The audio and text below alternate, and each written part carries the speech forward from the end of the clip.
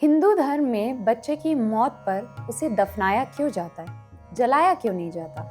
एक ही धर्म में ऐसी अलग अलग मान्यताएं क्यों? गरुड़ पुराण में हमें इसका जवाब मिलता है। नमस्कार, मैं अनामिका और आप देख रहे हैं बजरबट्टू डिवाइन।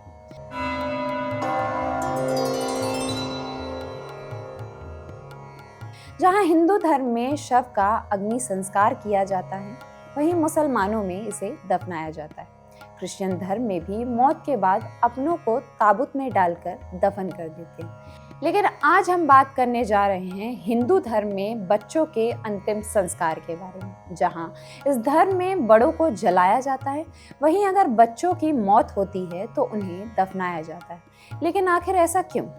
गरुड़ पुराण में पक्षीराज भगवान विष्णु से यही सवाल पूछते हैं, जिस पर भगवान विष्णु कहते हैं कि अगर किसी महिला का गर्भपात हो जाए या किसी 2 साल से कम उम्र के बच्चे की मौत हो जाए तो उसे दफना देना चाहिए। गरुड़ पुराण के 10वें अध्याय में मृत्यु के बाद की पूरी क्रिया के बारे में बताया गया है। गरुड़ पुराण में बताया गया है कि जब कोई बच्चा पैदा होता है तो उसमें मोह माया नहीं होती।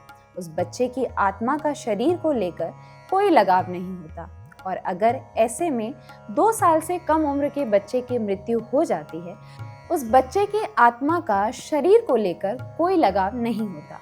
और अगर ऐसे में 2 साल से कम उम्र के बच्चे की मृत्यु हो जाती है तो आत्मा शरीर को आसानी से छोड़कर चली जाती है। पृथ्वी को सभी प्राणियों की माता माना जाता है, और बच्चे को दफनाना उसे अपनी माता के गर्भ में लौटाने जैसा है, जो विनाश नहीं बल्कि एक नई शुरुआत या पुनर्जन्म की ओर इशारा करता है। लेकिन जैसे जैसे इंसान बड़ा हो जाता है, वो मोह माया के बंधन में बंधता चला जाता है और शरीर में मौजूद उस आत्मा को शरीर से मोह होने लगता है। ऐसे में मौत के बाद भी आत्मा मृतक के शरीर में दोबारा जाने की कोशिश करने लगती है, और गरुड़ पुराण के अनुसार अंतिम संस्कार के बाद ही आत्मा मुक्त होती है। दाह संस्कार का मुख्य उद्देश्य आत्मा को शरीर के प्रति मोह से मुक्त करना होता है, ताकि वो आसानी से नए शरीर को धारण कर सके।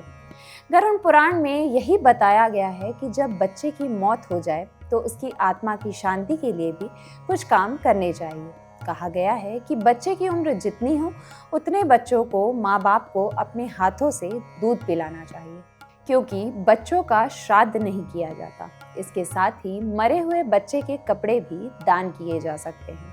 गरुड़ पुराण में भगवान विष्णु कहते हैं कि जिस जगह पर बच्चे को दफनाया जाता है, वहाँ गोबर से लीपकर गंगा जल से उस जगह को पवित्र करना चाहिए।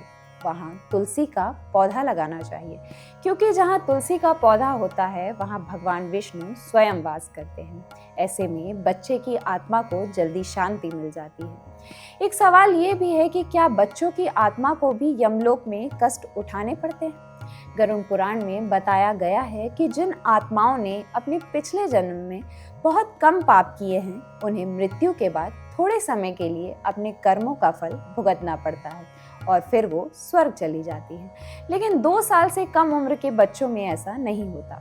उनकी आत्मा या तो स्वर्ग चली जाती है या किसी और शरीर में प्रवेश कर जाती है। बच्चों को निर्दोष और पवित्र आत्मा माना जाता है। गरुड़ पुराण के अनुसार शिशुओं के अलावा संत पुरुषों और भिक्षुओं को भी जलाने की बजाय दफनाया जाता है, क्योंकि ऐसे मनुष्य कठोर तप के कारण अपनी इंद्रियों को काबू में कर लेते हैं।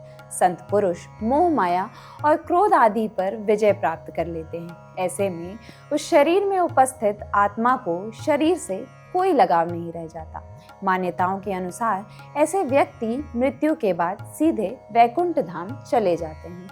ऐसे में ये परंपरा मानवता, आस्था और धार्मिक मर्यादा का सुंदर उदाहरण देती है।